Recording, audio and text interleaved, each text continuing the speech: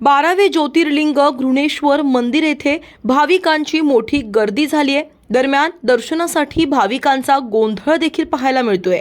दर्शन रांगेत पुढे जाण्यासाठी भाविकांमध्ये फ्री स्टाईल हाणामारी झाली, तर व्हीआयपी द्वारामधून विरोधी पक्षनेते अंबादास दानवे सहकुटुंब जात असताना पाहावयास मिळाले। पोलीस आणि विश्वस्तांमधला समन्वयांचा अभाव व नियोजनाचा अभाव या माध्यमातून दिसून आला। यावर दानवे यांनी देखील नाराजी व्यक्त केली आहे। संपूर्ण देशात आज महाशिवरात्री उत्सव साजरा केला जात असून भगवान शंकराची भाविक भक्त आस्थेनं आराधना करत आहेत। राज्याचे विधान परिषद विरोधी पक्षनेते अंबादास दानवे यांनी आज महाशिवरात्रीच्या निमित्तानं वेरूळ येथील घृणेश्वर महादेव मंदिर येथे जाऊन भोलेनाथाचं दर्शन घेतलं। राज्याच्या प्रजेला सुखी आणि समृद्ध करा अशी प्रार्थना दानवे यांनी भगवान शंकराच्या चरणी केली आहे। स्वातंत्र्यवीर विनायक दामोदर सावरकर यांच्या पुण्यतिथी निमित्तानं आज पंढरपुरात सावरकर प्रेमी मंडळाच्या वतीनं अभिवादन करण्यात आलं। विविध क्षेत्रातील मान्यवर, तरुण आणि शालेय विद्यार्थी यांनी एकत्रित येऊन सावरकरांना अभिवादन केलं। यावेळी आदर्श प्राथमिक विद्यालयाच्या विद्यार्थ्यांनी जयोस्तुते हे गीत सादर केलं। प्रसंगी भारत माता की जय आणि सावरकरांचा जयघोष करण्यात आला। आज महाशिवरात्रीच्या निमित्तानं घृणेश्वर महादेव मंदिरामध्ये भाविकांची गर्दी झाली असून लांबपर्यंत दर्शनासाठी भाविकांची गर्दी झाल्याचं पाहायला मिळते। आज महाशिवरात्री निमित्तानं वेरूळ येथील 12 ज्योतिर्लिंग घृणेश्वर महादेव मंदिरामध्ये भाविकांच्या रांगा लागल्या असून गर्दी होत आहे। या ठिकाणी पोलीस व प्रशासनातर्फे चोख व्यवस्था करण्यात आली आहे।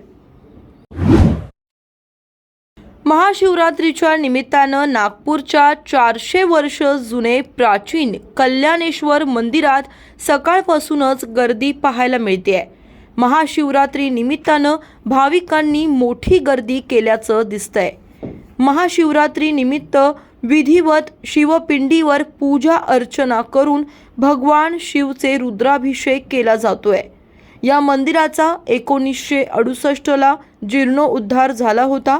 भोसलेकालीन हे मंदिर असून वर्षभर इथे गर्दीच असते, पण महाशिवरात्री तसेच श्रावण मासात मोठ्या संख्येनं भाविक येथे येत असतात।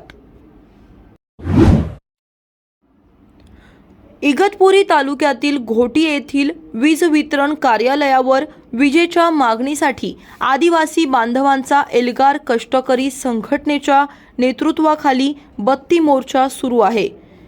रणरणत्या उन्हात महिला आपल्या रोजंदारीवर पाणी सोडून हातात चिमण्या घेऊन वीज वितरण कार्यालयावर धडकल्या। खंबाळे येथील शिदवाडी येथील 15 ते 20 परिवार असलेल्या आदिवासी बांधवांनी मोर्चा काढलाय। वीज वितरण कार्यालयातच आदिवासी बांधवांनी आपला ठिय्या मांडलाय।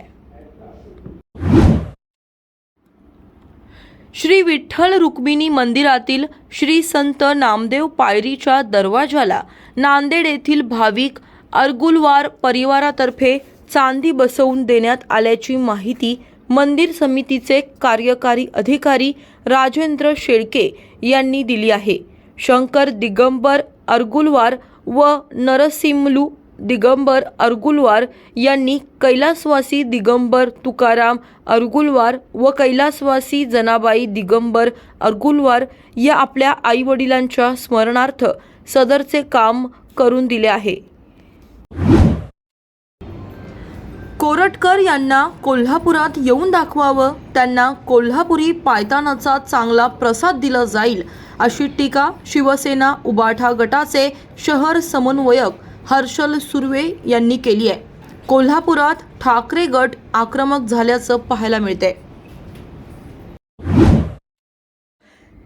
इतिहास अभ्यासक इंद्रजित सावंत यांना धमकी देणाऱ्या प्रशांत कोरटकरकडे वेपन असल्याची माहिती आहे। या वेपनमुळे इंद्रजित सावंत यांच्यात जीवाला धोका उद्भवू शकतो।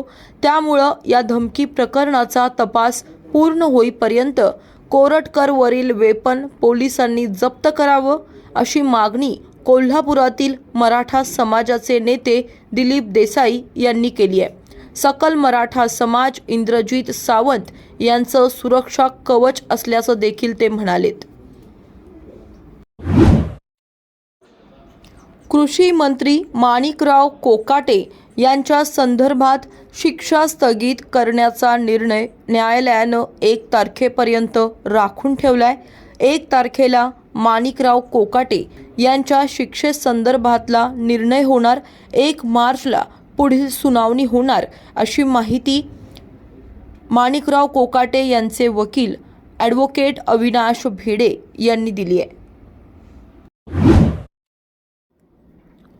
भिवंडी पालिका आयुक्तपदी भारतीय प्रशासकीय सेवेतील अनमोल सागर यांची नियुक्ती झाल्यानंतर त्यांनी भिवंडी शहरातील नागरिकांना भेडसावणाऱ्या नागरी समस्या सोडवण्याकरिता भर दिला असून ते स्वतः ॲक्शन मोडवर आल्यामुळं पालिका अधिकारी कर्मचारीसुद्धा आता कामाला लागलेत. सायंकाळच्या वेळी डास यांचा होणारा त्रास टळावा यासाठी खास अनेक निवासी विभागता व गटारीमध्ये ही औषध व धूर फवारणी केली जात आहे.